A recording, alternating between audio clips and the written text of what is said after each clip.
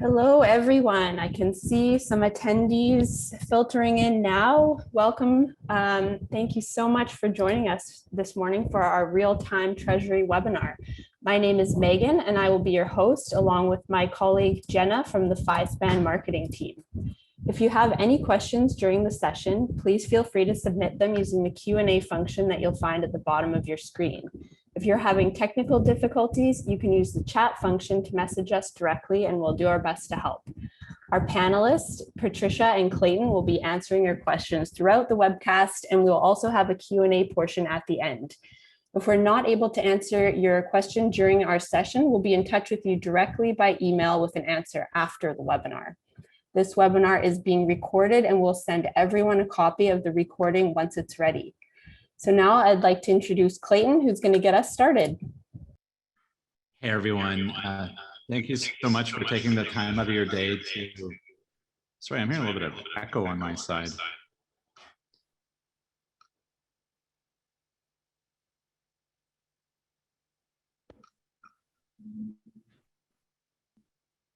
Hey, welcome, everyone. Thanks for coming and joining the webinar today. I really appreciate you all taking time out of your busy schedules to spend it with us. I think we have a really exciting session. I'm hoping it's going to be super interactive, and we'll have lots of room both throughout and at the end to engage with questions and answers from the audience. So the topic that apparently lured you all in here is real-time treasury use cases and on-ramps for corporates. And I think we're going to have a really interesting conversation around the state of play of a whole bunch of issues, but largely around some things that are happening with APIs and relative to how with the corporate. So my guest today, who I'm super excited to have, is Patricia Hines, who's head of corporate banking coverage at Celent, which is one of the leading, obviously, industry research consulting analyst groups in the treasury transaction banking space. And what's really neat about Patty is that she has, in her, when she worked in industry, I guess has lived every effective move platform shift in the way that banks have interacted with corporates, from file through to API and the treasury portal world as well. So she is well marinated in the context of the history of this, and so that's why I particularly value her voice. I must point out, Patricia sounds awfully formal as a name. It looks kind of like you're running for senator, but do you want to fill in your background? Sure. Yes, that's my real estate picture. I got to work on that. Yeah. So Patty Hines is my my nom de guerre or something like that. But yeah, pretty interesting. So, I got involved with corporate digital banking way early in my career, working at a bank. I then went to a software company in that space. And then I got hired by a company that did host-to-host file stuff. Had no idea what the heck it was, and found out pretty quickly how critical that kind of connectivity is for corporates. And then spent some time at an API management company, and then said, oh, I won't need that stuff anymore. And now here we are talking about how APIs can really change the game in corporate connectivity. So pretty interesting juxtaposition for what we're talking about today. So thank you for having me, Clayton. Well, thank you for being here. Is everyone still getting that echo, eh?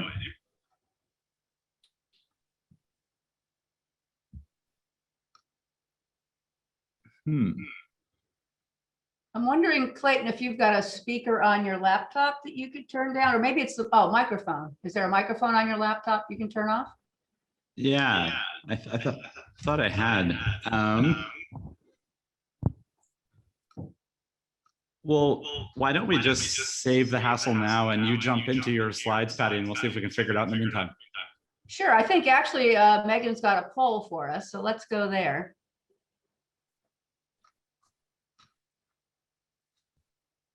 Okay, so the question is, what stage are you at with your API strategy?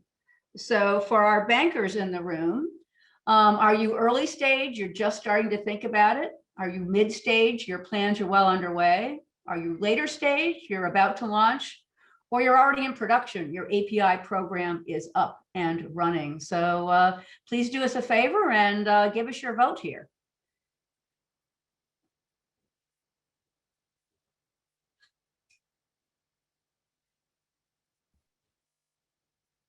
Early stage is in the lead right now. All right, wait a couple more seconds. I think it's stabilizing. So actually, can you put that back up, Megan? I'm sorry, I closed it. I'm not sure if you can put that back up or not, but yeah, certainly we see folks that are fairly early on in their plans. And of course, I'm not surprised at that at all. You know, we here at Celent talk to a lot of banks, and certainly that certainly is not surprising. And one of the things we want to chat about today is sort of, you know, things to think about as you work on your strategy. So, you know, thinking about some of the work that we're doing here at Celent, as I mentioned, we do a lot of work in the channel space. We've been calling it corporate to bank integration for a long time. The idea that you're sitting between a large corporation and its banking partners. And this is actually a picture I put together. I worked at the file company, and we actually had a Swift Service Bureau and got together with the treasurer of a very large multinational. So if your treasury technology landscape doesn't look like this, don't be surprised. But the idea being you've got all these lines, right? So there's all kinds of information and data flows that are moving back and forth from place to place. And for some reason, there we go. All right. I'm going to control these slides. All right, let's stay there.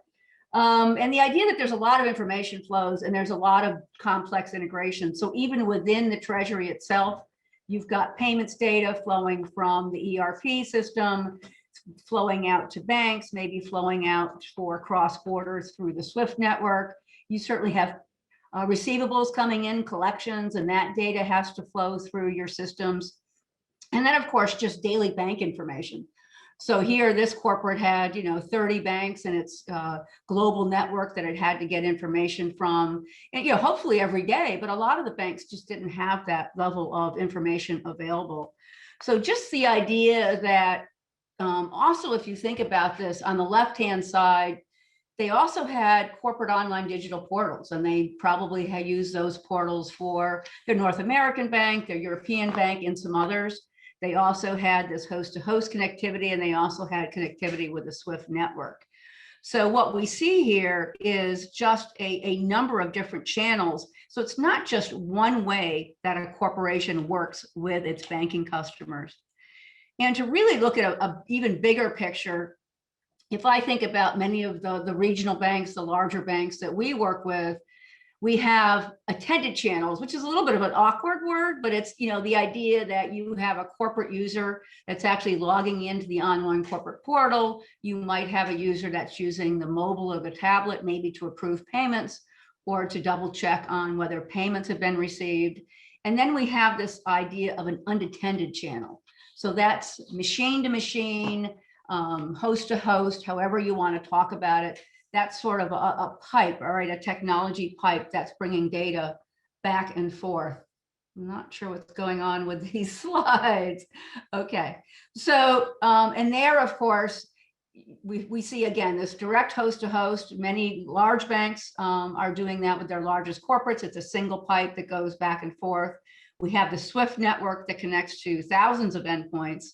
And then in Europe, we have domestic networks like EBIX, Bax, Isabel. In the United States, we have the Nacha Payments Group. And then this brand new channel. And I think this is where it's really interesting. You know, it's been a long time since we saw a new channel. Maybe that was the mobile channel. But this idea that a bank API is brand new, and we're certainly seeing it, it's game changing, right? The other channels in this group are batch. They're pulling information back on periodic, maybe 3 times a day. You're sending payment batches, maybe twice a day. You're getting back some current information. But APIs have the potential to be both unattended and real time, which is going to be what we talk about today, and how those APIs can really make a difference in the way that banks are working with their customers and for the corporate treasurers themselves. So what's the problem, right? So we looked at that number of bank accounts earlier, I mean, and even the smallest businesses generally have more than one bank account. Something like 80% of small businesses have more than one bank account. So what happens is, as the organization expands, there comes a point where it becomes super difficult to get bank data across to you. This is some survey data from the strategic treasurer, and they went out and asked their corporate treasurers, how often do you get visibility into your bank accounts, right, across the board? So the top bar says, I can get daily visibility to 48% of my accounts, which means that half the time you're not getting daily information. And it's a little bit confusing, but then if you look down at that monthly bar, only 68% of respondents are seeing data once a month, right? You would like to think you would at least get a paper-based statement from those banks at some point. So you can imagine, especially during the pandemic and work from home, cash forecasting became absolutely critical because it was just very difficult to know what was going on with cash flows, receivables, payables. And we really saw a huge uptake in the importance of working capital management and cash management, and treasurers just didn't have the information that they absolutely needed. So, looking at some other surveys that came out during that time frame, really driving home this point. So on the left, FIS did their annual corporate liquidity market report, and they said, what's happening today? What are the key technology trends that are important to treasurers? So first of all was advanced cybersecurity, right? So not only did payments fraud increase during the pandemic, but we also saw certainly challenges with cybersecurity, with hacks, with all kinds of takeover threats. But after that, we saw very much data-related initiatives such as real-time treasury, predictive analytics, and of course, banking APIs become increasingly important. And again, it's important to make the case here that if you want real-time treasury, you really need banking APIs, because APIs are that real-time channel that enables real-time treasury. The only other choice is to log into your corporate portal over and over again to see if something has come in that you've been waiting for. And there's some other things here that are also pretty important that are happening for those that know about SWIFT. So here's a survey on the right-hand side conducted by CGI, and they asked corporates, do you know what SWIFT GPI is? Well, GPI is an initiative, the Global Payments Innovation, that SWIFT launched to enable banks and their corporate clients to track high-value critical payments. So where is the payment? Where it used to take 2 or 3 days to figure out where that payment was, the banks got together with this initiative and said, we're going to make sure that those payments flow swiftly, and we're going to make sure that you know where it is. So the thing that's interesting is you can get your payment status information in batch, but does that really make any sense? So we're really seeing a lot of pressure from corporate treasury clients of getting that information in real time.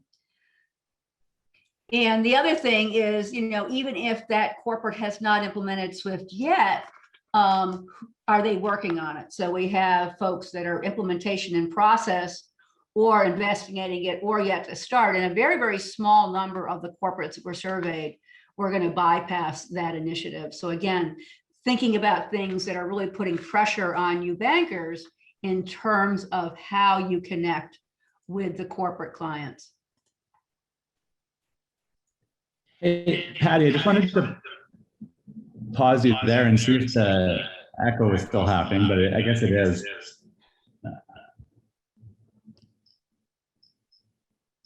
Hopefully we can work that out. Yeah. So, we talk about pressure on the banks to improve the way they work with banks, they communicate with their corporate treasurers. Here's another study. This is Capgemini's. They do a big world payments report every year. And they really did some extra corporate treasury surveys this year than they have in the past.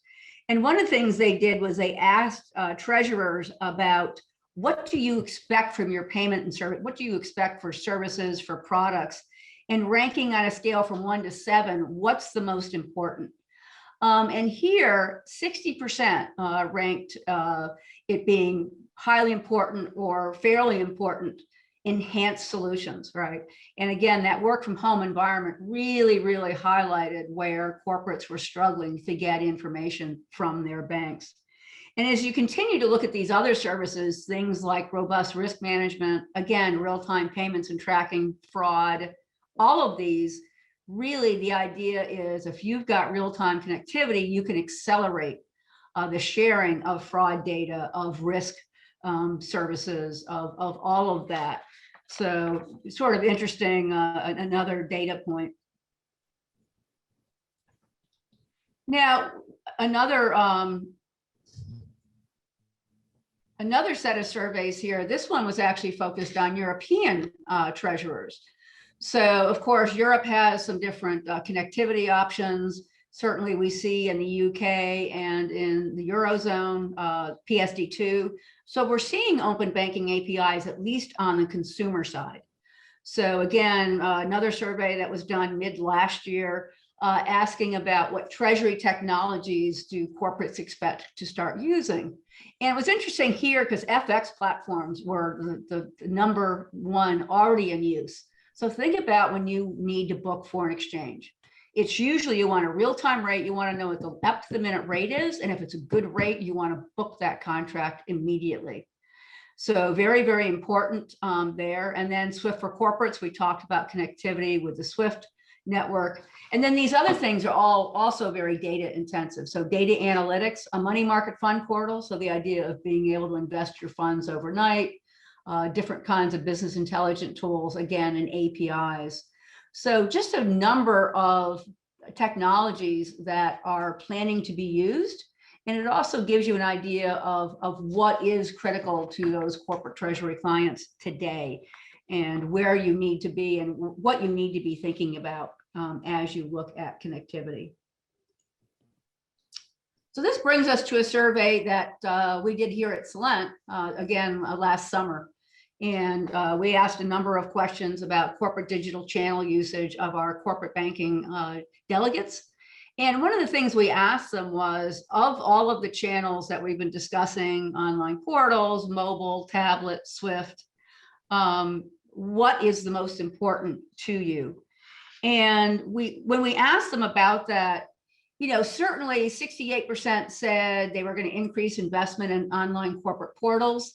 And of course, no surprise, right? For many, many small business customers, middle market commercial customers, that's the most important channel. That's where you've got folks logging in every day, all day, making payments. But it was kind of interesting because, again, this survey was global and we had both, especially North America and European respondents.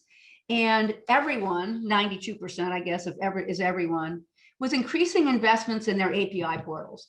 And again, these were even banks that already had portals that were handling consumer APIs. So very, very important. And many of these already had corporate portals as well. So one of the things that we're seeing where a lot of this investment is going is enhanced features for corporate customers. Clayton, could you advance the screen? Got it. Thank you. So here in the upper left, actually, HSBC just within the last 2 weeks announced a brand new revamped portal. And like many of their counterparts, they actually separated their portal into retail banking, personal banking APIs, and corporate banking APIs. What these banks are noticing is that corporates are really going to be the future, right? So you can charge for foreign exchange services, for batch payments, for payment statuses, for many, many different instant reporting, right? So we're seeing a lot of attention here. And in the lower right, another European bank, this is Nordea. What they've done here is highlight what they're calling premium APIs, because again, in Europe, they can't charge for a consumer API under the regulatory framework. But what they're doing is putting a lot of focus into these premium APIs, particularly for things like instant reporting, again, FX contracts, bulk payments. And then in the United States, We see here Bank of America's custom cash pro portal. In the upper right, Citi has a custom treasury and trade portal. And then JP Morgan in the lower middle has a number of different APIs, and they actually even have a separate portal for capital markets. And one of the things that they've done, which is a little different, is they've actually have some pre-integration. So if you go into the treasury reporting piece of the module, you'll see pre-integrations with 6 leading packages, but they're for large corporates. So things like SAP, ERP, Kyriba, G Treasury, Salmon software, really all packages aimed at the largest corporate customers of JP Morgan. So here we've got places that a large corporate can come in and build their own APIs, right? They can come and connect if they want, or they can connect through JP Morgan for large corporate feature function. But what we're missing here is the middle market connectivity experience, and what's happening for them. So we are going to turn it over to Clayton, who hopefully is his echo is gone. So the consensus in the chat is that you might be the culprit. So they want you to maybe mute while I talk and see what happens. Is that sounds like it's gone away on my side. So looks like we maybe got to the bottom of it, and I'm just going to confirm that with the chat. Awesome. Well, sorry for the rocky start on that, everybody, and thanks for tuning in. So we didn't get to be quite as interactive because of that, but there is a question that I think this is a pretty good time to take for Patty. And so the extent of the question is, as a bank, we can't build everything ourselves. So where should we prioritize our investment? I guess that could be taken a few different ways, but I was thinking, Patty, on this slide, obviously you've highlighted some interesting evolutions and capabilities that are generally aggregated to the kind of ultra tier 1 global banks. Can you maybe walk us through some of your thinking when you advise a more of a $100 billion bank or more of a $10 billion bank? What parts of this is really important to build and own and maintain, and what parts of this do you not want to touch with a 10-foot pole and need to partner and buy? Well, hopefully I'm not reintroducing the echo, but I certainly could be. The challenge here is that we actually see here, the U.S. banks here on this page, there aren't very many more in North America or Canada or the United States. I literally think there's 9 or 10 banks that have built APIs in North America. So what do you do if you're a customer of a regional bank? There's many of them that really haven't started an API program yet. Or the Canadian banks are, I think they're sort of waiting for some regulation. So yeah, it's a very tough spot for anybody that's banking with a regional bank or a community bank or other, and they don't know where to start. They often come to us and say, we don't know where to start. What do we do if somebody comes to us and say, we need a connector to Sage?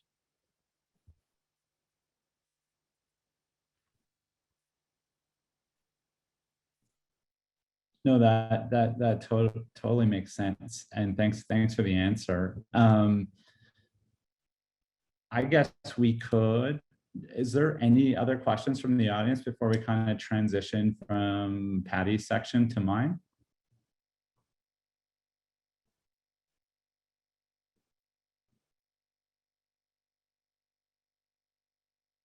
Awesome. Well, let's just jump in. Let's just jump into it then and click ahead. So I just wanted to kind of build on some of what Patty talked about kind of through our own lens. And I think probably most of the people on here are familiar to some extent what FiSpan does.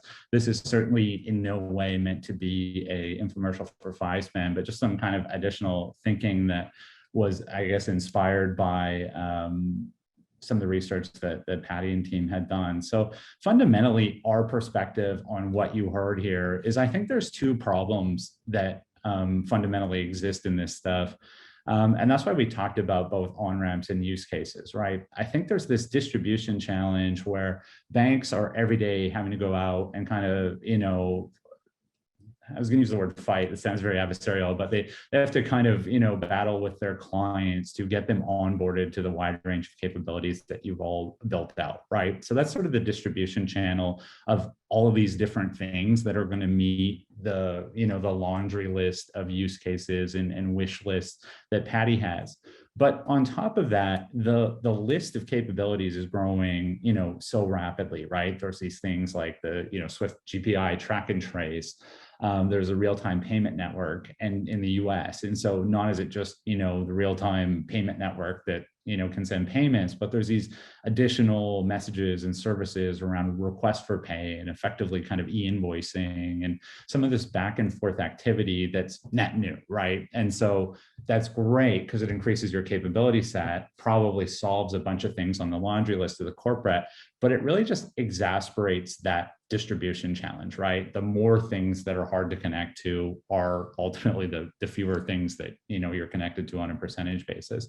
And so for FiSpan, both of those are super close to our heart, right? And for those of you who know our product, the whole idea is we try to bundle up or stitch together as much of the really relevant and high touch treasury banking products on, on one side, and distribute them as deeply within the business applications that the clients ultimately use on the left-hand side of the picture, right? And so we think that if you can wrap this stuff up and make it kind of easy to consume and easy to install, that, opens up your market access, your addressable market, which is ultimately how you solve the pain. And the easier it is to onboard all these marginal capabilities, whether they're still file-based products or whether they're APIs or whatever, however we access these things, ultimately creates sort of a virtuous cycle, right? Where there's more products that are easier and easier to consume. And so these two sides of the coin kind of start working together as opposed to, working to pull themselves further apart. So that's our worldview. If I wanted to underpin Pivy kind of sentiment on this slide, there's so much conversation, and Patty brought the idea, right, that, a few years ago, if she'd showed her slides about channel investment, in a treasury bank, it wouldn't have had API on it. And I do want to caution that I don't think API is not the solution to any of these problems. It's the solution before the solution to these problems, right? Somebody still has to solve the final mile of that and code to it themselves. And our belief is that there'll be an audience of corporates that do that, and there'll be a long tail of the vast majority of corporates that don't, right? They're going to want somebody, whether it's the bank or their application providers or whomever, to bridge that final mile for them, right? They want to benefit from the things that APIs can do, but nobody really probably wants an API, right, as a solution. They just want the kind of real-time continuous ease of connectivity that it enables, right? And the kinds of product experiences you can build over top of it. So moving kind of forward on that, right, we've seen historically that this kind of intersection of distribution capability sort of friction, that kind of non-virtuous cycle really manifests in the middle market. And so this is where we've played, right? If you go to the upper right and the large corporates that probably were the backbone of Patty's research here, they use Oracle and SAP. And so they have, made their whatever $10 million investment in SAP. They can make another, $1 million investment in stitching together their global bank network and trying to get as close to, less than a month cash visibility or whatever that was that they want, right? Or within the week or within the day. And so they also have the ability to shop capabilities globally, right? So they can kind of market by market find the bank or the network of banks that meet in the best way possible all their capability gaps. So we've always kind of viewed them not as a solved problem, but as a problem that is less unsolved, I guess, from a bank's perspective and from their perspective. But when you come down into the middle market, there's this massive gap, right? Because in lots of cases, banks don't sell or make available some of that product that they would make available to that same audience because it's too hard to use and too hard to get onboarded to. And they themselves aren't as sophisticated or aren't as well positioned to make that IT investment to stitch this together themselves, right? And that's historically where we've lived, and a lot of our banks that use FiSpan have really thrived, kind of taking a version of that really big boy kind of, that really complicated slide that Patty showed off the top and putting it together in a box for the middle market. And we think that that's going to continually slide, more and more down market, right? As we can kind of increase that friction. Or I think I just said increase that friction. We were going to decrease it 100%. And so for long suffering audiences of 5-span webinars, that you can't escape without a novel 2x2 matrix every time. And so from 5-span's perspective, we think the virtuous circle on this is looks something like this, right? Where we go, continually we wire up the best in class and the newest and the shiniest and the least well-distributed banking products on behalf of you, the bank, right? And by doing that, we just fundamentally make it easier to use, right? So if you're not doing files and you don't have to know how a file works, that's easier to use. But on top of that, because we're also serving, SMBs and going down market, we're continually trying to go above and beyond that, right? Not that it's just not a file, but we've actually created an in ERP or in business application experience that we would call embedded or ERP banking that's just fundamentally better. Like it works better, it's nicer, it's smarter, it anticipates things. It's not just a continuous innovation on not having to worry about the file. And we think those two things work together over time, right? The experience gets a little bit better, allows you to go a little bit more down market and serve smaller and smaller businesses. And over time with the banks, we wire up more and more of these highly relevant products, especially the new stuff that doesn't really have a natural distribution base within a bank, right? And request for pay on the real-time network, I think is a great example of that. The bank doesn't really have a distribution channel for that today because it's so net new, and you don't really know what the natural kind of channel that makes sense in that, right? Whether it's to wire it into the portal or to make it available in host to host or whatever it might be. And so this is it, right? And a great example is as those capabilities become easier to use, you distribute them to a wider and wider audience. Something like that's even ACH down market in the US, right? Most banks don't expose that directly to even really, lots of medium-sized businesses. And so that's an example, right, of something you can do, or print and mail, kind of outsource checks. Generally, there's high volume minimums and things like that. So you don't do that audience. And so there's just lots of product that customers are willing to buy, in my opinion, if you can make it really easy to consume. And so that's kind of the raison d'etre of 5-span from that perspective. I just see a question kind of popped up here.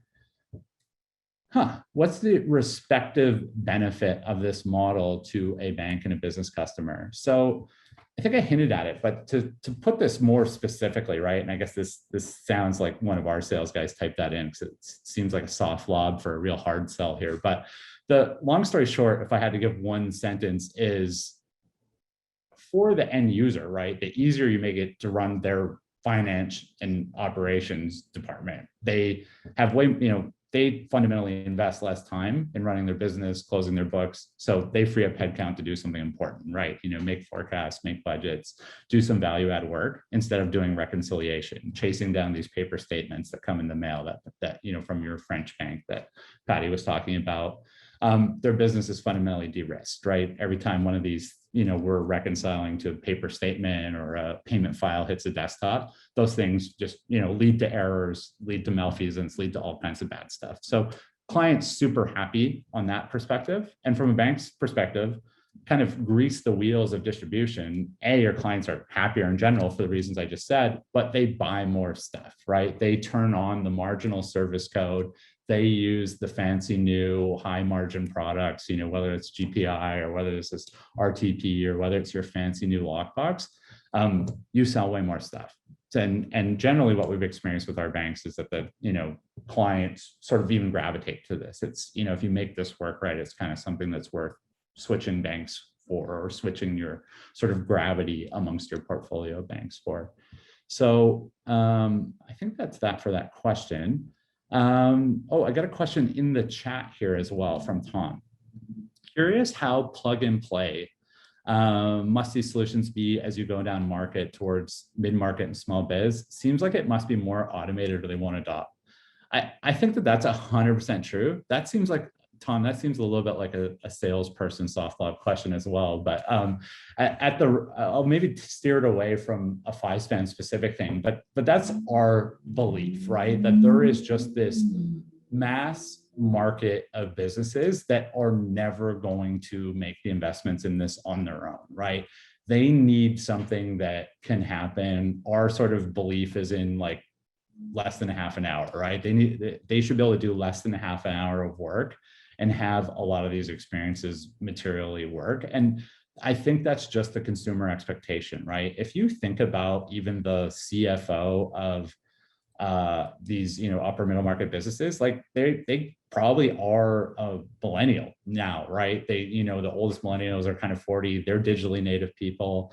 I think we've seen the consumerization of these small and medium business SaaS applications that they've used. I think the expectations are higher and growing all the time. And they just expect that you can go into the app store and any of these things and they work, right? I'll just give you like a side example. We bought performance management software at FiveSpan the other day or a year ago. And we went and looked at the marketplace of our core HR software that we were using to run our business and only selected from vendors that had an out of the box adapter, right? We weren't going to do any work to make it work. All those vendors were to somewhat commodity or felt like near commodity to us. We might as well make one, buy one that was out of the box. I just think that that is the default market expectation, that this stuff has to be extremely easy for long tail businesses. Obviously, as you go up market, they're going to historically have been willing to suffer more pain on this stuff. I expect that will change a little bit as well too over time, but hopefully that's helpful in some way. And just, I only have kind of one or two more slides. I mean, this was meant to be kind of the lead into my close and naked sales pitch. So when Patty walked us through this and you think of the treasury stack here, right?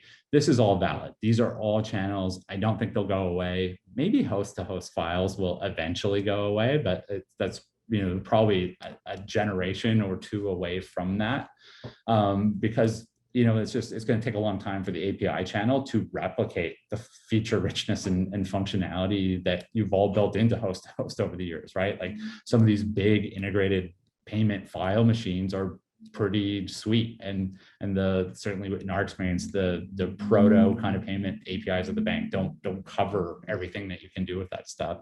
But what I do think is, if you saw this webinar 3 or 4 years from now, the idea would be that there's another box here, right? And it's something along this line of embedded in ERP banking. It's maybe even multiple things, right? And this just is the FiveSpan sort of product portfolio, but it's these deep, embedded ERP experiences. It's some of these lighter touch, adjacent to the business application experience for these SMB ones that bring banking data real time. It's probably a bunch of things that FiveSpan doesn't do and haven't been thought of yet, right? And I think fundamentally that's the thought I wanted to leave you with from our perspective, is that, the on-ramps of the future for businesses throughout the chain of all sizes, I think are going to be fundamentally different than they are today for business banking and commercial and corporate banking customers. And so that's our thinking. And I'll maybe wrap there, and we'll have lots of time, I think, for Q&A. Patty, before I kind of get into the audience, is there anything on your side that you wanted to add or challenge on my shameless selling here? No, I just think, coming back to that idea of, the idea that most banks aren't going to do this on their own. I mean, even there's I know one provider in the United States that writes to all 10 of the commercial banking banks that have APIs, right? If we ever get to 100 or 200, that model is going to break down. So I appreciate the question about plug and play. And certainly we'd love to see some more standardization, so it is more plug and play. But the fact is, until we get there, these businesses, whether SMB or enterprise, need a better way of getting data into their systems. I think about, I'm old, I use Quicken. I just never moved off of it. I cannot open up my laptop in the morning and have all my balances updated, right? That is what the expectation should be. So the idea of, I love the embedded one, right? So when somebody logs into Sage in the morning, everything is there. They don't have to spend 20 minutes downloading something into a database or logging into the online portal and gathering data that doesn't match, right? So yeah, this whole consumerization, we're there. Perfect. No, I think that's good. So there's a couple of questions here, Patty, and everybody feel free either in the chat or the Q&A to jump in with anything you have. I think your answers are going to be slightly different than this to mine, but the question is, in addition to ERP systems, what other business systems do you see being critical to an ecosystem like this? I think you hinted at some earlier, but.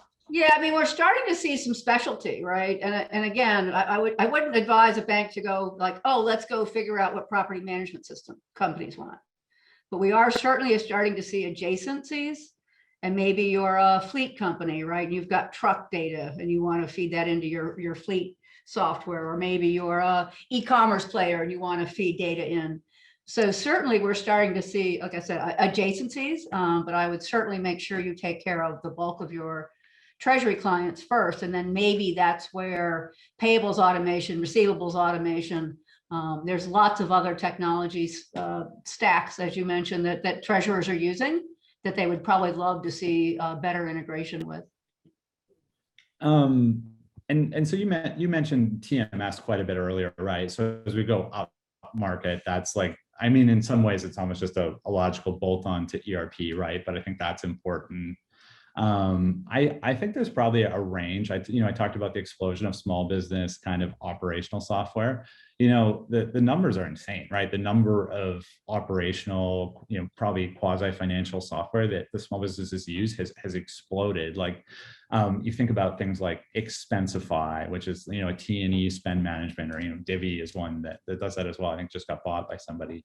HR systems I talked about, imagine if, live within the ERP, people want, or within that, like the HR information system, people want to start editing who has a purchasing card, or the relative limits of Patty's card versus mine, or things like that. I think the long tail of this, especially in the smaller segments, is infinitely long, right? And probably in the future, we wouldn't think of it as just, financial only software. We would just think of it as, business critical software that has some narrow slice of kind of banking product relation within it. And those, you'll notice that because those tools are all kind of doing that themselves as well. Yeah, there's no question that we've got to figure out a way to do it differently. And I love the fact, I'm pretty sure you work with Xero. 2 years ago, I was at a Swift conference and I talked to somebody from Google, and they were being asked for banks because the small businesses were going to the banks and saying, I needed a Xero API. When are you going to write me a Xero API? Well, I did small business banking a long time ago. Small businesses never had that power. Right. So now we're seeing even the smallest businesses coming to banks, asking them for a different way of doing business. So basically, you're going to get it everywhere, right? You're going to get it from the large corporate. You're going to get it from the small business. And as you say, even the TMS systems are now SaaS enabled, right? So almost everything a treasurer is buying is in the cloud, and they need to get data in there. Totally agree. Question in the chat here from Michael, really thoughtful question. Replacing host, it's a statement and then a question, I would say. So replacing host-to-host transmission with APIs reminds me of the same analogy of replacing checks with digital payments. We know the alternative is better, but if it isn't broke, it's not a priority. What will trigger getting out of host-to-host and migration to APIs? So I'm not as optimistic as Clayton on this one. I work closely with a lot of the banks that run stuff through host to host. Most of the product managers tell me that, as you say, if it's not broke. So if there's a direct connection between SAP and Citibank for payroll and vendor payments, that thing's going to stay there, right? What's going to drive it is this idea of real-time treasury, real-time status, up to the minute cash forecasting. So that will probably end up being a separate stream of business critical information that is absolutely worth the investment for the treasurer to change that. They're not worried about their payments that they're scheduling 45 days out. They're worried about, that large wire that they're expecting from Swift any minute. Yeah, I couldn't agree more with that, right? Like no one, I think there's a saying in academia that the the state of ideas change when at one funeral at a time or whatever. And I think it's Einstein quote, but I think that's probably true here too, right? It'll be as at the corporate side, right? It'll be one kind of SAP migration to the cloud at a time. So no one's going to go and undo that. I agree, it's going to be slow. I don't think there will be a massive market to go and retrofit. I think it's all of the pain and all the opportunity is going to be at the margin, right? So the people that are going to be the most adamant about you having APIs and consuming them are going to be generally ultra high volume, ultra high, deposit clients, right? And so there'll be people that maybe even are like fintechs themselves, kind of quasi wholesale customers of your bank. They're going to demand this. And I think you've all experienced this, right? They are going to migrate to banks that can kind of meet their needs. They expect stuff to work a certain way, don't understand why, things happen, overnight or once a day with ACH, those kinds of things. So I think you've got to be in, and maybe not first in and best dressed, but close to first in to keep and maintain and win that business on the margin, right? And to enable everything else that you need to do. So I'm not a big proponent of, I don't think corporates are going to consume a ton of APIs from banks, but I think the combination of the partners and large wholesale customers that you really care about, they're going to demand it.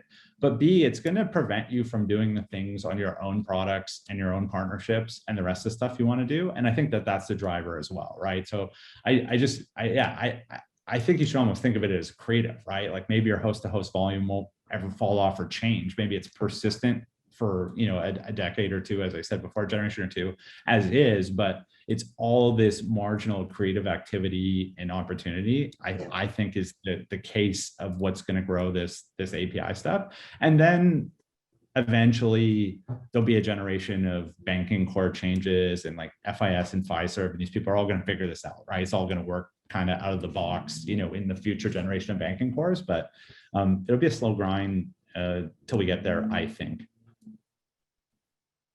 Yeah, I would say that there's no question about that. And it's all about value-added services. You and I both talk about that.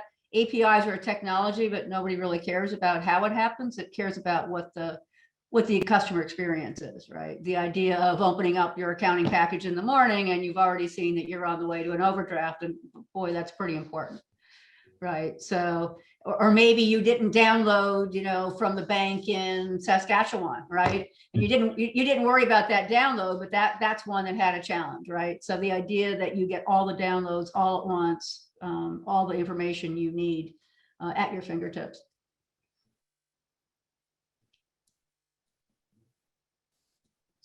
So I think we're getting kind of close to time. There's one more question here in the Q&A that I'll maybe throw to you, Patty. What are the main things banks need to address in order to start this journey?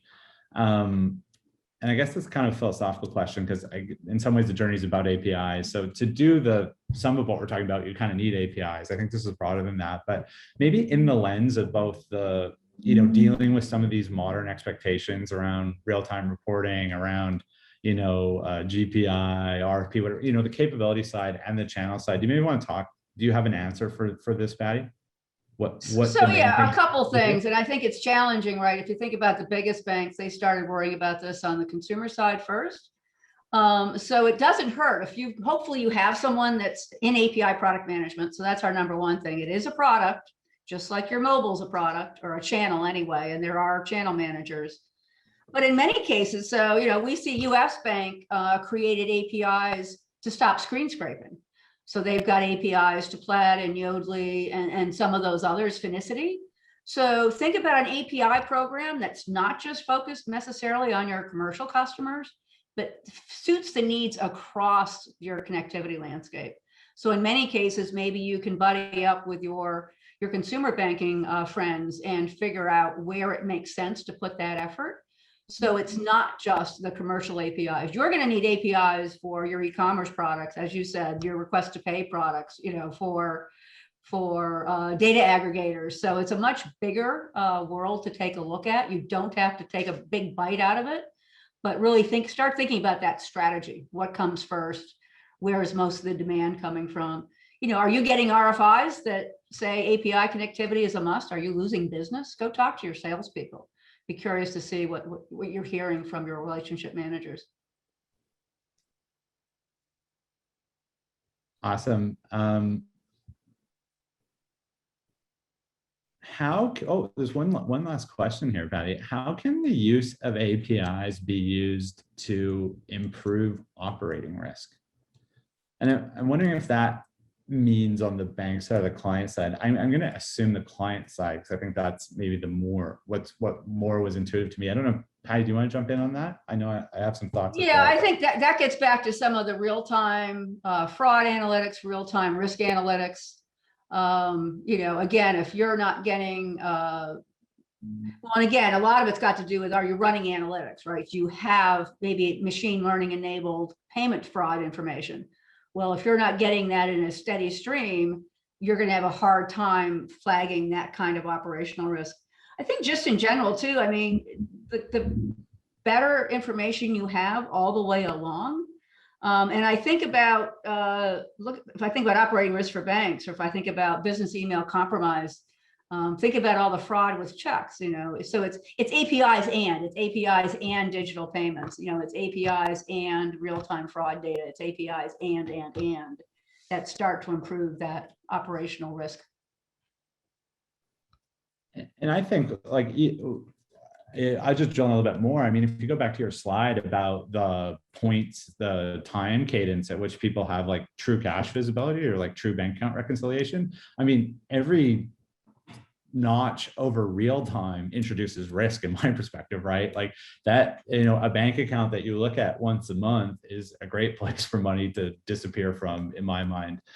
So I think all those things going towards real time allow people to, spot errors in real time. The books will be, at a way higher percentage of kind of reconciled at any given time for the client. I think the opportunity is just on that, right? If nothing but the cadence of kind of reconciliation goes up, it's massive. Not to mention, and without echoing, like what Patty said about the level of context of an end-to-end API system is just, maybe it's 10x, maybe it's 100x though of what we're doing with asynchronous files, right?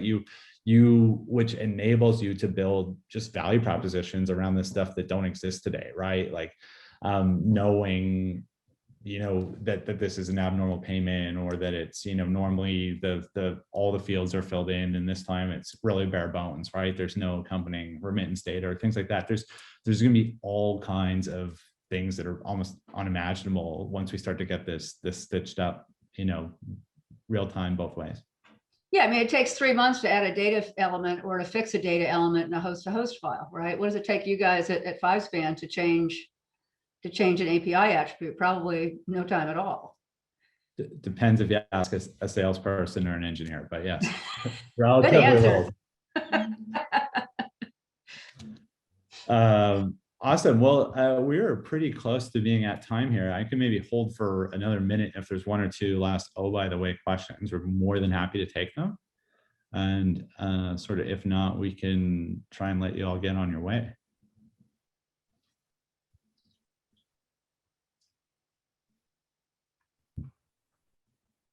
Well, I am going to take that as hopefully a satisfied audience.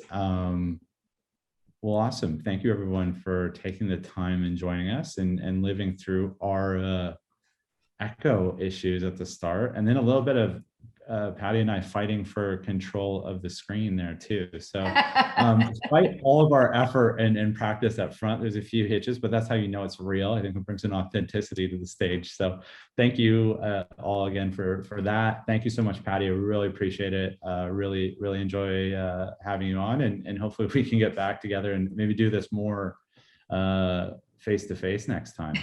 And seamlessly. And we'll have to also practice. Thanks, everyone. Have a great day. Thanks so much.